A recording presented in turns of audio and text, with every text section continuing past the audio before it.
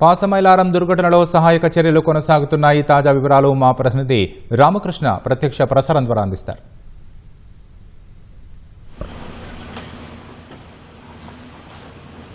రాకేష్, సంగారెడ్డి జిల్లా పాషమైలారం సిగాజీ కంపెనీలో జరిగిన భారీ విస్ఫోటనం అయితే మాత్రం ఒక్కసారిగా సంగారెడ్డి జిల్లాని కుదిపేసిందని చెప్పుకోవచ్చు.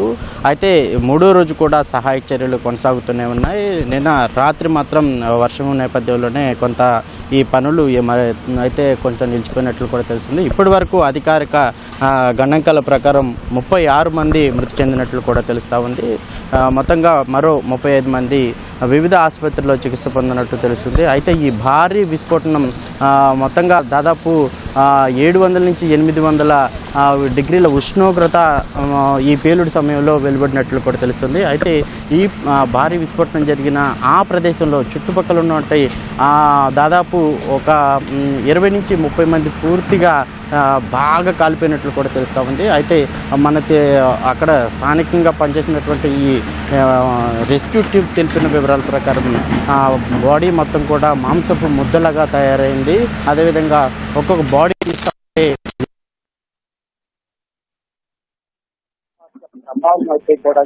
చుట్టుపక్కల ఉన్న పరికరాలు వాళ్ళు చెప్తున్న ప్రస్తుతం మనం తీసుకొచ్చి పరిసర ప్రాంతంలోనే నేనున్నాను. ఇంకా తీస్తున్న కొద్దికి శిథిలాలు తీస్తున్న కొద్దికి మంటలు కూడా ఉదయం మంటలు వచ్చినట్లు కూడా తెలుస్తుంది. అంటే లోపల ఇంకా బిల్డింగ్ మొత్తం కూడా కొద్దిగా మంటలు వచ్చినట్లు కూడా తెలుస్తుంది. అంటే లోపల ఇంకా బిల్డింగ్ మొత్తం కూడా ఆ పరిసర ప్రాంతంలో 3 అంతస్తుల భవనం కొప్పుకులిపోయింది. ఆ బిల్డింగ్లోని శిథిలాలు తీస్తున్న కొద్దీ లోపల ఇంకా ఏసీలు కావచ్చు, రెఫ్రిజిరేటర్లు కావచ్చు, అవి ఉండటం వలన కొంత మంటలు అయితే వ్యాపిస్తూ ఉన్నాయని చెప్తున్నారు. దానిని ఉదయం కూడా ఆర్పేశారు. ప్రస్తుతం అయితే సహాయక చర్యలు కొనసాగుతూనే ఉన్నాయి. ఒకసారి చూసుకోవచ్చు, భారీ శిథిలాలు మొత్తం కూడా ఉన్నారు. ఎస్డీఆర్ఎఫ్ పోలీస్ రెవెన్యూ మొత్తం సంయుక్తంగా పనిచేస్తున్న పరిస్థితి అయితే కనపడతా ఉంది. ఎస్డీఆర్ఎఫ్ పోలీస్ రెవెన్యూ మొత్తం సంయుక్తంగా పరిస్థితి అయితే కనపడుతుంది. అధికారులు అయితే ప్రకటించారు. అయితే ఇప్పటికే దాదాపు 11 మందిని నిన్న సాయంత్రం దొరికిన మృతదేహాలు ఎవరు అనేది గుర్తించి వారి బంధువులకి అప్పగించిన పరిస్థితి అయితే కనపడింది. మొత్తంగా ఈ మాంసం ముద్దలుగా మారిన మృతదేహాలను గుర్తించడానికి మొత్తం 19 మంది నుంచి కూడా కుటుంబ సభ్యుల నుంచి కూడా DNA పరీక్షల కోసం రక్త నమూనాలు అయితే సేకరించారు. అప్పటికప్పుడు నిన్న ఉదయం నుంచి కూడా ఈ DNA పరీక్షల కోసం వ్యాన్స్ అయితే వచ్చినాయి. ఇక్కడ స్పాట్ లోనే DNA పరీక్షలు చేయడానికి అవకాశం ఉందని చెప్పి కూడా తెలిసా ఉంది. అదే మొత్తంగా 2 రోజులు 48 గంటల వ్యవధిలోనే DNA వివరాలు అయితే వచ్చే అవకాశం ఉందని చెప్పారు.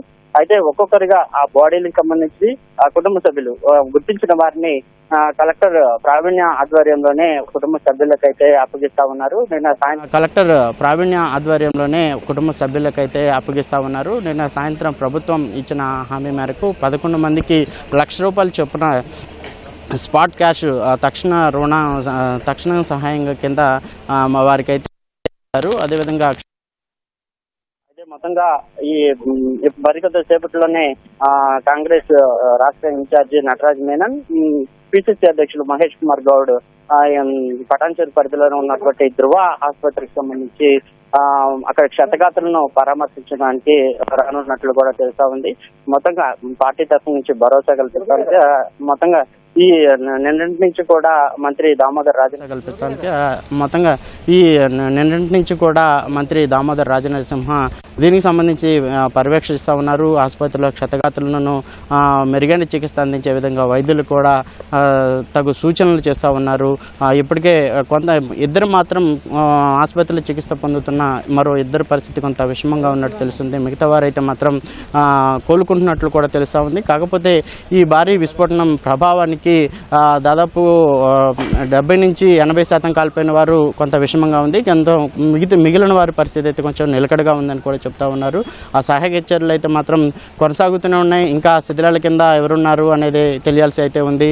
ప్రస్తుతం అయితే సహాయక చర్యలు కొనసాగుతూ ఉన్న పరిస్థితి అయితే కనపడతా ఉంది. మొత్తం మీద మరికొద్ది సేపట్లోని పిసిసి అధ్యక్షుడు కావచ్చు, నటరాజ్ మేనన్ కావచ్చు ఈ ధృవ ఆసుపత్రికి వస్తారు. అక్కడి నుంచి ఘటనా స్థలం సిగాచి ప్రమాద ఘటన అయితే ఏదైతే ఉందో అక్కడికి వచ్చే పరిస్థితి అయితే కనపడతా ఉంది. కెమెరామెన్ మొహమ్మద్తో రామకృష్ణ, ఈటీవీ న్యూస్, సంగారెడ్డి జిల్లా పాషమైలారం సిగాచి పరిశ్రమ నుంచి. ధన్యవాదాలు రామకృష్ణ.